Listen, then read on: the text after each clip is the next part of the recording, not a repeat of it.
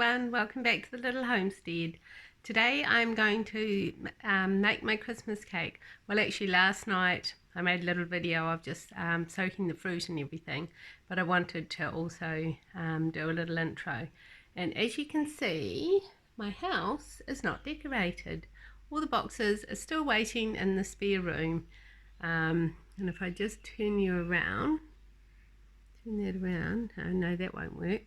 I was just going to show you a whole bunch. Oh, you probably can't even see. It's just a whole bunch of stuff that is waiting for me to package. I've got lots of soaps that need to be wrapped, scrubs and things that I need to get labels on. But I've also just wanting to make some more videos and just especially of things that I'm doing for Christmas and that I always do, like make the Christmas cake. I think some years I've made several and given them away, and then other years I've made just one big one for us, but it's mostly my husband actually who eats most of it, so I'm just making a smaller one this time, which is one that I've been making for about 35 years. So maybe I've repeated some of this in the video I made last night, so I'll see you soon. It's always an exciting time of the year when I'm getting ready to make the Christmas cake. So I've been making the Christmas cake, I would say, every year for probably about the last 30 years. And I normally always use the same recipe from my Edmonds book. And I've had this book, well, probably for about 35 years, I think, and it's so old that it hasn't even got a cover anymore. Just the Edmonds Cookery book, and every year they come out with a different edition, and this was the 17th printing, so I purchased it in 1980. So this one is called Christmas Cake 1, and I've even got little notes here where I said I made this for my husband's 21st birthday and then again for his 22nd. So now I'm just going to weigh out the fruit in this big bowl. So I've also got some glace red cherries and some glace mixed peel, and I'll add that in tomorrow. So I also like to soak my fruit overnight with some ginger ale. So I'll just get that ready. Okay. So now we need 500 grams of raisins.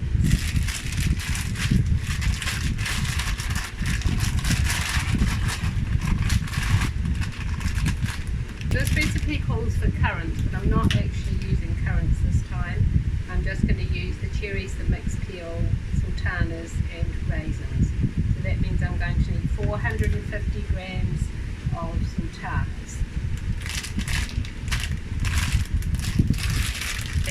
I did a little bit over with the raisins, so it'll be round about close enough.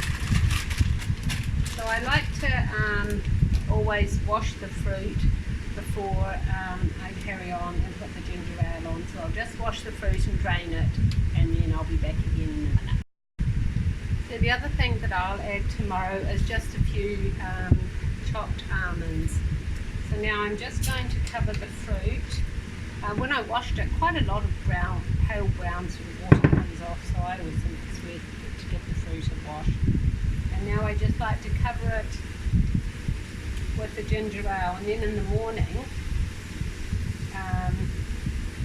most of that fruit will plump up and soak up all that lovely ginger ale, and then it has a lovely gingery taste that goes into the fruit, which makes it lovely and delicious. So I'm just going to get one of my beeswax wraps out. I might just put a tiny bit more. There we are. I'm looking forward to making the video about making the Christmas cake. I'll also take you through how I get the tin ready and line it with brown paper and baking paper.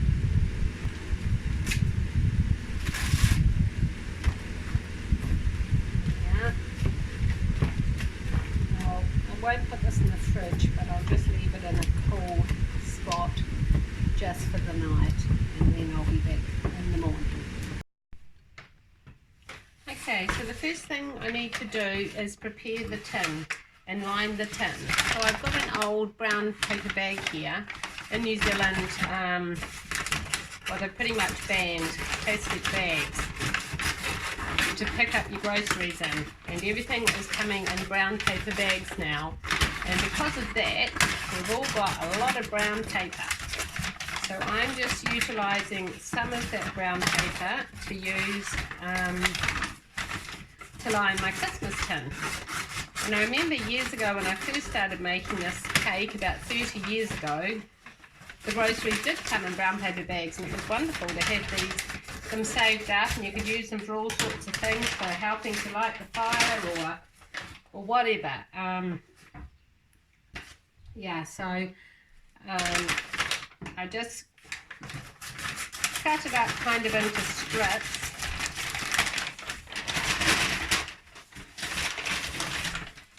First. So the main thing is I like to make high sides just so that it's not going to burn. So I measure out the width of the tin, and actually I might just cut this one in half.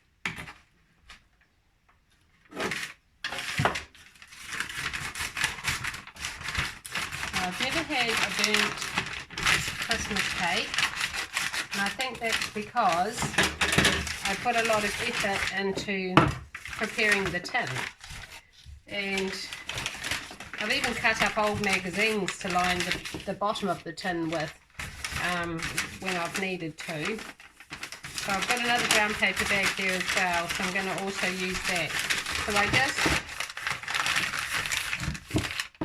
So that'll fit. So that's a couple of thicknesses, about 4, that will go in the bottom. And then I just also want to have it around the sides of the tin.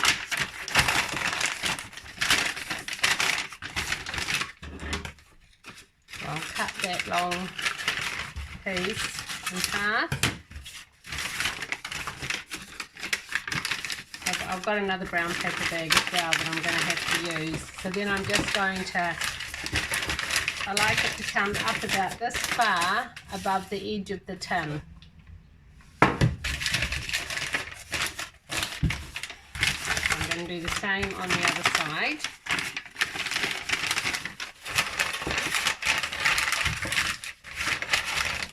And then that's about the same height.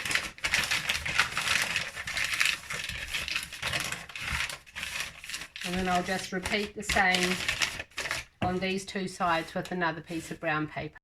So now I've done all my 4 sides, and I'm just going to put that other thick piece, which is about 4 thicknesses of brown paper, into the bottom, and that keeps it all secure and holds the sides back.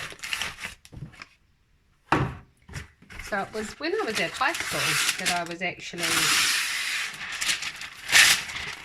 taught how to do this. Now you want to just fold this to the width of the tin. I think that's about right. And then just pop that in there.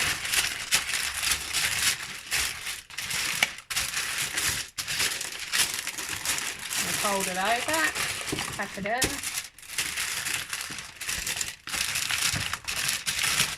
And then get another piece to go across this way.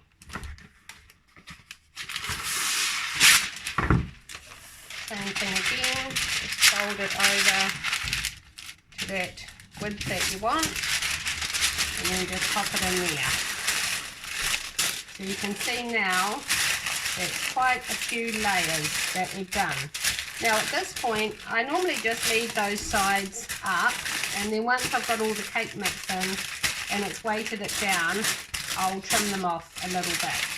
So sorry if that was excessively noisy, but you can see how you properly line a cake tin if you're wanting to do a heavy fruit cake, because this bakes in the oven. Let me just check. It bakes for 4 hours. So when something's in the oven for 4 hours, It says bake 3.5 to 4 hours in a lined tin at 120 to 140 degrees Celsius, which is 250 degrees Fahrenheit to 275. And when something's baking for that long, you certainly want to make sure that you've protected it well. Okay, so now we'll go on to the next stage. Back again.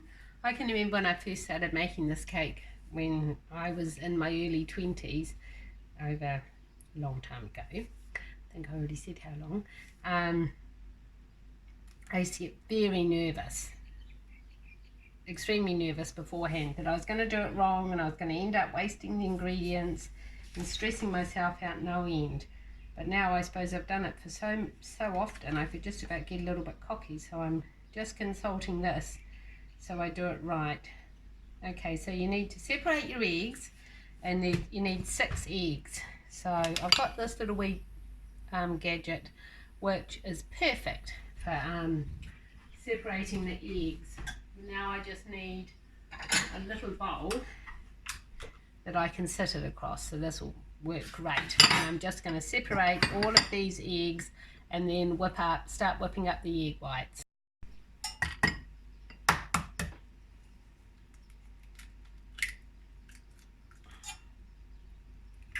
And I need another little bowl to save those egg yolks in.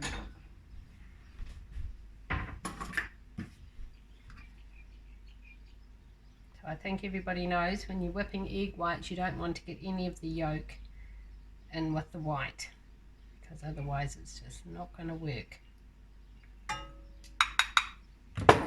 So I'll just carry on and separate all of those 6 eggs. So just tip the egg whites into your big mixer bowl, and we'll get got the teeniest bit of yolk went in there, but I think it'll be alright.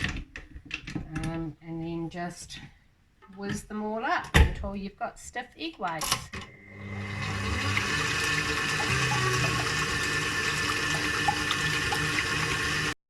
Now I'm going to take those egg whites out and transfer them to another bowl, because I'm going to use this bowl to cream the butter and sugar. Okay, so here I've softened, because part of it got a little bit melted, 225 grams, or about half a pound, just under half a pound of butter. And to that I'm adding the same weight of brown sugar, 225 grams, or just under half a pound. So in that goes. And all that butter can go in,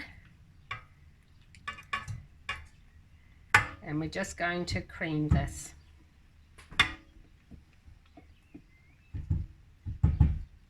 Bruce, my husband, said you need to put your Christmas music on, and I only just remembered about it. So I'm going to put a little bit of Christmas music on now while I'm just mixing all of this up. Okay, so here I've softened, because part of it got a little bit melted, 225 grams, or about half a pound, just under half a pound of butter. And to that I'm adding the same weight of brown sugar, 225 grams, or just under half a pound. So in that goes. And all that butter can go in.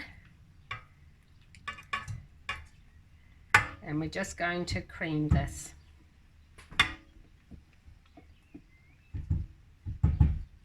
Bruce, my husband, said you need to put your Christmas music on, and I only just remembered about it. So I'm going to put a little bit of Christmas music on now while I'm just mixing all of this up. Right, and something else I wanted to talk about.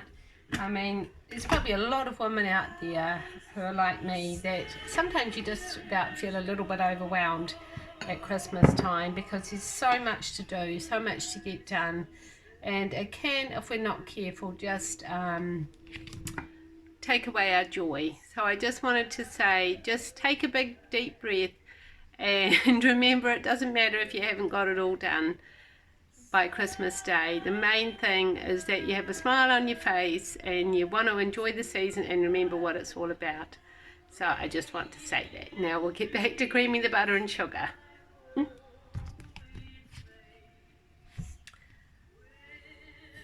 Okay, I'm just going to turn that on and just get it all mixed up until it's just all creamy. So I just remembered I meant to be adding the spices as well. So here we have 1 tablespoon of mixed spice, 1 dessert spoon of cinnamon, about just under half a teaspoon. I use pink Himalayan salt, and I've also got half a teaspoon of ginger just because I love ground ginger, and then I've got 1/4 teaspoon of nutmeg. So that all needs to go in as well and get all whizzed up with the rest of the butter and sugar. We'll just scrape that off. I'm thinking about trading up this mixer. I've had it probably for about 10 years or more, and it's just not beating. I ended up having to beat those egg whites a little bit with my hand beater. So I think I'll retire this one from the kitchen, and I'll use it with my in my soak room, and it can just be there to use for making whipped body butters and scrubs and things like that. And I think I just about deserve a fancy new mixer. That's my plan anyway. We'll see what hubby thinks. Okay, we've whizzed up all of that butter and sugar and spices, and now I'm just going to add in the egg yolks, but I'm only going to add them in just a couple at a time. I think the last time I used this mixer was when I was making that sponge cake with Poppy May, my little granddaughter, and it was just so much fun. I love doing things with those little grand girls. I'll give that a wee scrape, and then I'm just going to 2 by 2 add all of the 6 egg yolks after I've beaten them in a little bit.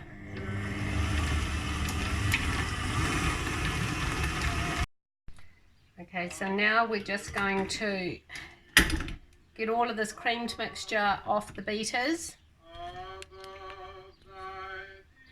and start folding in the stiffly beaten egg whites just half at a time.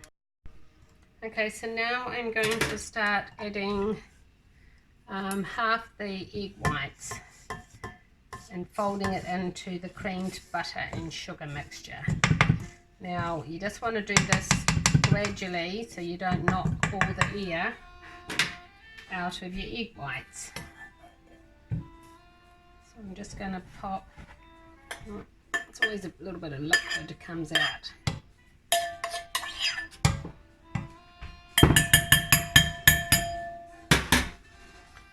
Alright, so let's just carefully fold that in. Oh, that's some snazzy Christmas music here in the background. This is a playlist on YouTube that I listen to every Christmas. Let me see which one it is. It's called the 50 Most Beautiful Christmas Songs, and it's from somebody's page called All Legends of Music. So maybe I should leave a wee link to that, because it's got so many lovely songs on there. So just see, it looks all a little bit of a mess initially, and you think it's never ever going to all come together, but it does, trust me. Yeah, and then just add the rest of them in.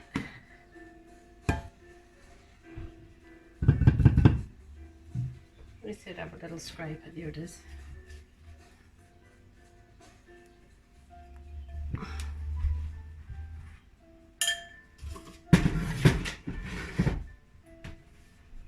We just keep folding away until it starts to all combine. I've started using a whisk. So you also need to add in half the flour as well. So that was 225 grams of sifted flour, just under half a pound.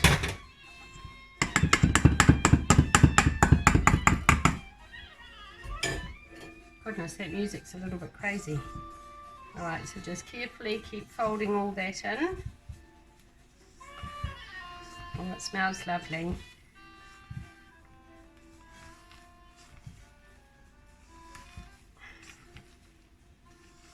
And about this point we just add in the last of the flour.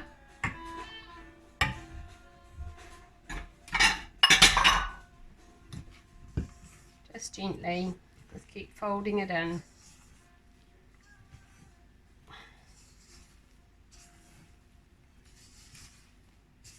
That. Now it might not look it, but this actually is quite a light mixture. Now I'm just going to add some grated zest from 1 lemon. So if you didn't have a fresh lemon, you could just use an orange. It says an orange or a lemon. So I'm too lazy to go outside and pick another orange, so I'm just using a lemon that we picked a few days ago. So I'm just going to go around and grate all that in. And then mix all of that lovely lemon zest into the mixture, and then we'll start getting back to the fruit. Now I have here a little bit of crystallized ginger. I'm just going to, it was about half a packet I still had in the cupboard, so I'm just going to cut that up a little bit smaller. I love crystallized ginger. I think it's just perfect in fruit cakes. Sometimes when I'm getting ready to make a video, I have all these things that I want to talk about and say, and then once I get going, I'm concentrating on what I'm doing and I forget. And afterwards I think, oh bother, I was going to tell them about this, or yes, and now I've just remembered what I wanted to say. First of all, I wanted to say thank you so much to everybody who prayed for my dad. He has had his surgery, he's home from the hospital. It's been just over 2 weeks of quite an ordeal. And my mum actually had cataract surgery yesterday, and she's also home now. So they're both at home, recovering and resting. And my dad ended up, he didn't get a stent after all, got changed about 3 times. At one point we were told it was a bypass, and then it ended up he got a defibrillator, which was something that I had heard of but wasn't really familiar with. So now I'm just going to get all the fruit that I prepared last night, and that has been soaking in ginger ale. So let's have a wee look at that. Oh, it looks beautiful. It's all plumped up and lovely. It's nearly absorbed all of that liquid. Can you see? You probably can't see how just juicy and plump looking that is now compared to how it looked when it was just dry. So I'm going to tip all of the fruit into this bigger bowl.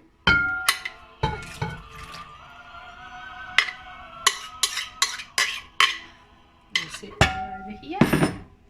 And then I've also got the ginger, so I add that in. And then I've got some mixed peel. So that mixed peel, how much have I got? 125 grams. I think I actually had 150 grams. And then I've got these red glace cherries. They look so lovely when you cut the cake open. So now I'm going to put all of this creamed floury mixture on top.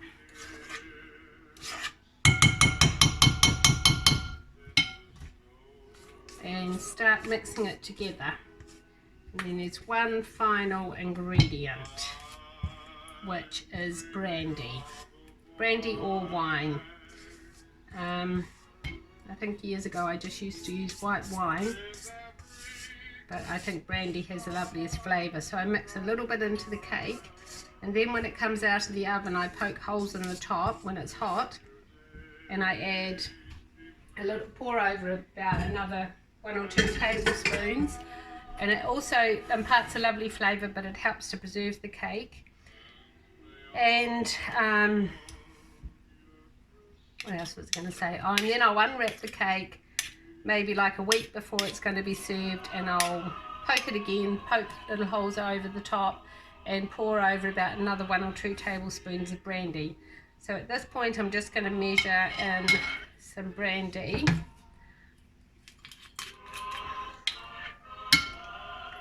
So I'm just going to use, the recipe says 2 tablespoons. I think I normally And some of those eggs weren't quite as big. So I'll just pour about 4 tablespoons. There it is. And if you didn't want to use any alcohol, maybe you could just use maybe some orange juice or some more ginger ale or something. So I'm just going to fold all of that fruit and the creamed mixture in, and then I'll bring you back in a minute once I've done that. So I'm just folding it in carefully. Now I've added in probably about 1/4 cup of extra flour, and I'm just folding that in just because of that extra liquid that was just added. So this is going to be a lovely moist cake, I can already tell.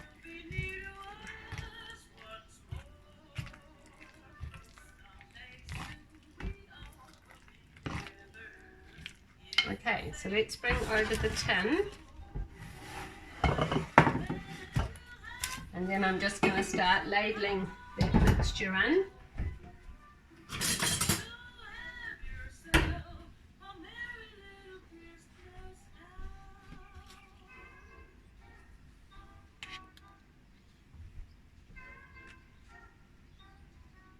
Let's have a wee drink of coffee. I'm a bit thirsty. Lovely. Okay, so let's spoon all of this into the tin. So I'm hoping that I've got the right consistency here, because there was a little bit of extra ginger ale in there, but because it needs to cook for so long, you don't want to end up with a dry cake. I don't think there's anything worse than dry burnt Christmas cake. And I mean, there's a lot of butter and eggs and fruit in here, so you certainly don't want to end up wrecking it at this stage. So I'll just carry on and put all the rest of the mixture in.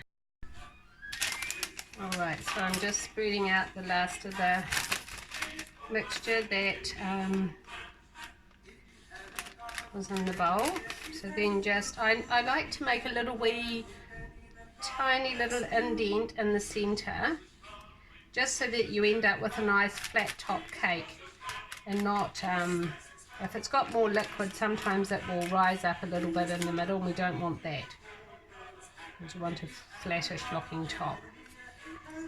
Alright, so now I've got my oven on, and I've got it probably between 130 and 140, so I'm just going to pop this in, and I'll either bring you back tonight when it's cooked, or I'll do another little video tomorrow. I just remembered something else that I said I was going to do. I'm just going to trim some of this paper off, just so it's not too high, otherwise in the oven it just sort of dries out and it can burn, and then it can flake off and go onto the top of the cake, and we certainly don't want that.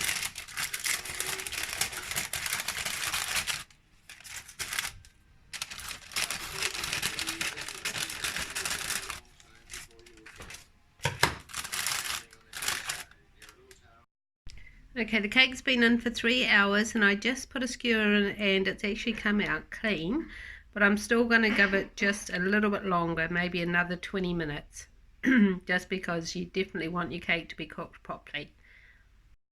Okay, everybody, I'm back, and it is 3.5 hours later, and you can tell that the cake is all cooked, and I'll put a skewer in just to check it. Yeah, it's clean. Oh, it's not even in the camera. There's no cake on that. It doesn't feel sticky.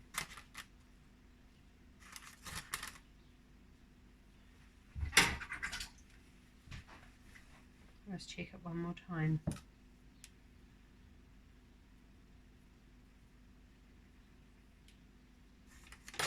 Okay, so what I'm going to do now is just poke a few more holes in the top, and then I'm going to pour over a little bit of brandy. And I think I said earlier, this just helps to preserve the cake.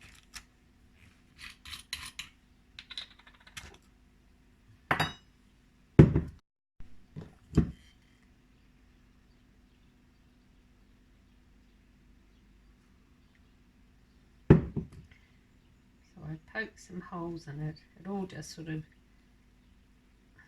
slowly kind of sinks in. So I'll just do 2 tablespoons.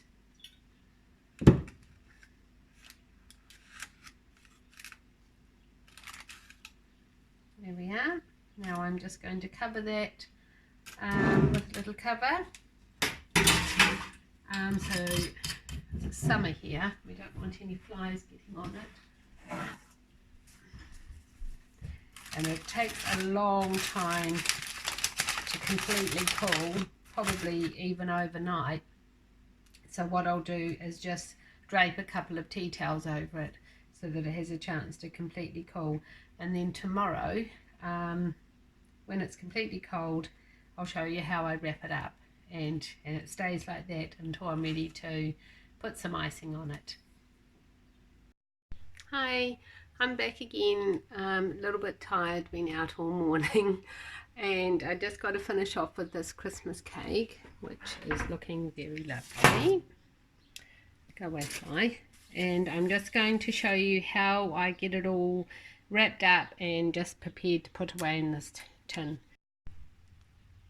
Okay, so I've just got it centered here on this piece of paper, and I'm just going to fold both of the pieces of paper up and over, and then I'm just going to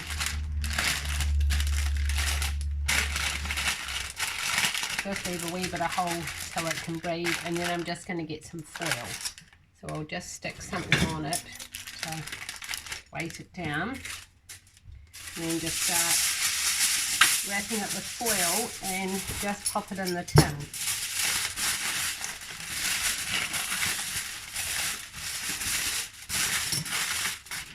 So I normally get it out just the day or 2 days before Christmas and ice it. So there's 2 different sorts of icing that are used traditionally in New Zealand for Christmas cake. There's either a white icing, which I just buy from the shop, and an almond icing. And you put the almond icing on first, and then secondly you put on the white icing. So I think when the children were small, I always just did that. But now that I don't have the children at home, sometimes I'll make the brandy butter one. But the only thing with making the brandy butter one is that it has to be kept in the fridge because the icing will get soft. But I think this year I might just go back to how I used to do it and just use the white icing and the almond icing. So then it just makes things a lot easier. Alright, now all going well, this is going to fit into this tin. Yes, good. Now I put some foil in the tin just because it's an old tin, and I might just put a paper towel on top of that as well. And then normally in about a week I'll get it back out again and I'll just check it and make sure everything's going okay with it. And yeah, I just hope that everybody is enjoying this beautiful Christmas season and not getting too stressed, and just pacing themselves as they go about doing all the different things that are needed. And like I said, I still haven't decorated my house, but I'm not getting stressed about it. I won't even probably have the grandchildren popping in as often this time because they've moved away, and I think I said that a little bit earlier. We still will see them at church and every now and then, but it won't be just the same amount of dropping in. But I need to get motivated and do some kind of decorating. Okay, so bye for now. God bless you all, and I'll see you